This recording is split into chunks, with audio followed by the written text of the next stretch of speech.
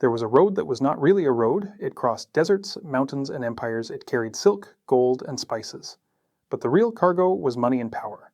People think the Silk Road was about trade. It was not. It was about risk, information, and control. Some people traveled it. Others became rich from it, quietly.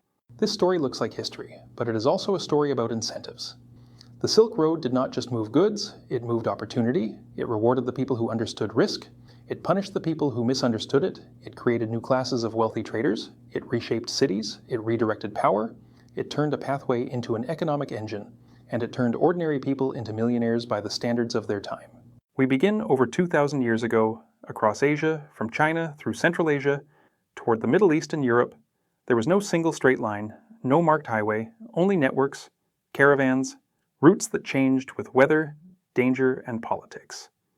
Silk was the symbol, but many goods moved across this network: spices, horses, precious stones, tea, paper, gunpowder, ivory, metals, glassware, ideas. The world was not connected by ships yet. Most people never left their towns. Travel was dangerous, roads were rough, bandits existed. Kingdoms taxed everything, but the rewards were massive. Silk produced in China could sell for huge profits in the Mediterranean. Spices grown in the Indian Ocean region could change fortunes in the Middle East and Europe. The Silk Road was not one civilization's project. It was a system, shared by many, used by all who dared, and in this system traders became powerful. So where did the first money come from? Wealthy families financed caravans. Sometimes governments invested. Sometimes temples or merchants formed syndicates. Profit was shared. Losses were also shared. This created a Silk Road financial class. People who did not travel, but financed those who did. Wealth grew not from distance, but from leverage. A single caravan could take months or years. Returns could be enormous, or everything could be lost. So traders diversified, not one caravan, but 10, not one partner, but networks. Contracts were informal. Trust replaced legal systems. Reputation became currency. This created something rare for the ancient world: international business families, operating across cultures, across religions, across borders. The Silk Road rewarded those who could navigate differences, language, customs, rules, risks. Those who mastered these differences became rich. The Silk Road was not only about goods, it was about arbitrage. Buy where something is cheap, sell where something is rare. Silk was cheap in China, it was luxury elsewhere.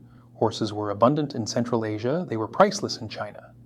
The people who controlled this movement did not need armies. They needed information, trust, networks, protection agreements, and patience. Risk was the real currency. Long travel meant danger. So the people who accepted risk demanded high rewards. Traders learned to break the journey into stages. Very few traveled the entire route. Instead, goods passed from one group to another. Chinese producers sold to frontier merchants. They sold to Central Asian caravan leaders. They sold to Persian traders. They sold to Arab, Byzantine, or Mediterranean merchants. Each step added profit. Each step added risk. Each step required relationships. Caravan traders needed capital. They had to purchase goods, hire guards, buy camels or horses, pay guides, pay local taxes, pay bribes when needed. So where did the first money come from? Wealthy families financed caravans. Sometimes governments invested. Sometimes temples or merchants formed syndicates. Profit was shared. Losses were also shared. This created a Silk Road financial class. People who did not travel, but financed those who did. Wealth grew not from distance, but from leverage. A single caravan could take months or years. Returns could be enormous, or everything could be lost. So traders diversified, not one caravan, but 10, not one partner, but networks. Contracts were informal. Trust replaced legal systems. Reputation became currency. This created something rare for the ancient world: international business families, operating across cultures, across religions, across borders.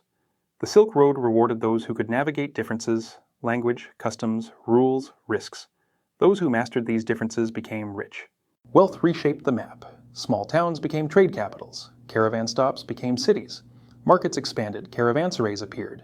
These were large rest stations where traders could sleep, store goods, and trade. Cities like Samarkand, Bukhara, Kashgar, Aleppo, and Constantinople became powerful, not because of armies, but because of trade flow. Local rulers realized something important. Trade brought revenue, revenue brought control, control brought influence. So rulers protected traders. They built roads, They built walls, they created escort systems, they standardized taxes. Peace along the route meant money. Instability meant loss. This changed politics. Empires began to think about trade policy. Not just warfare. Some rulers lowered taxes to attract caravans. Others offered safe passage in exchange for loyalty. Some even formed partnerships with merchant families. Trade became diplomacy. Diplomacy became economics. And those who managed trade wealth quietly influenced rulers. This pattern repeated again and again: trade route, risk, profit, wealth, influence, more trade.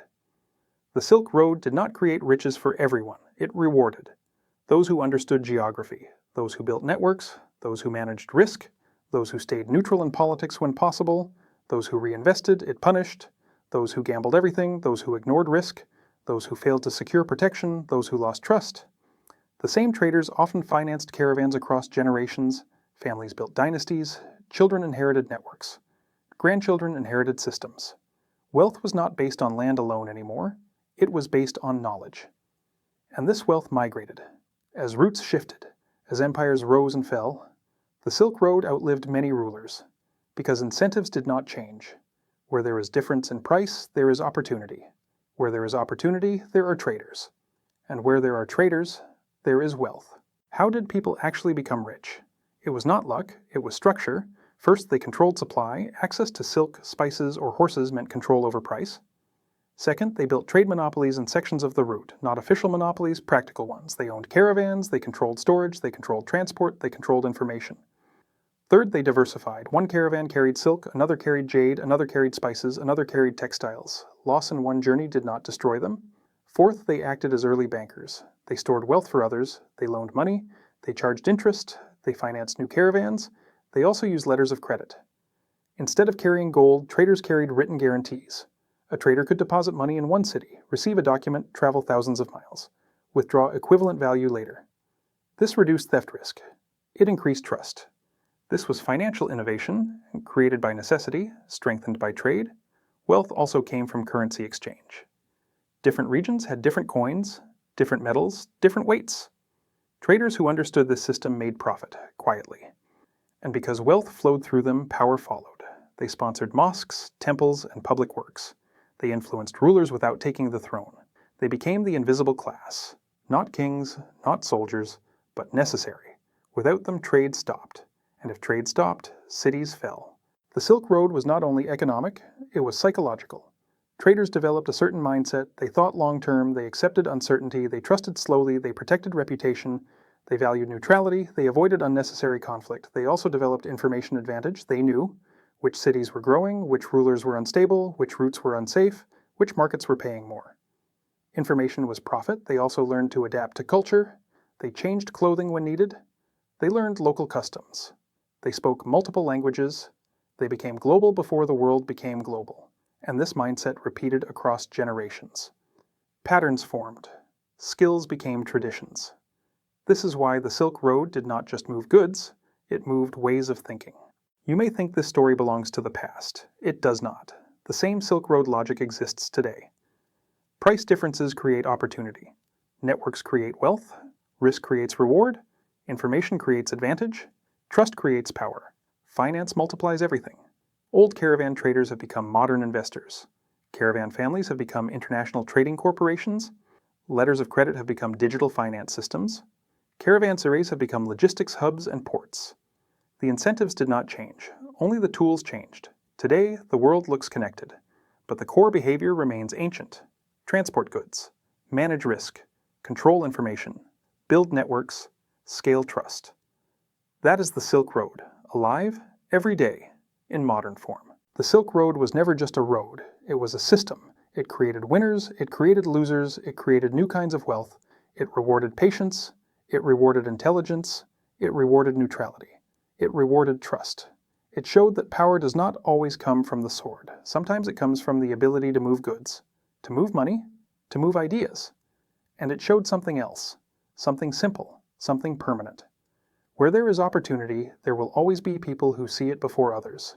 They do not shout, they do not demand attention, they do not always sit on thrones, but they shape the world, quietly, consistently, across centuries, just like the Silk Road. If you want to understand how power really works, this channel is for you.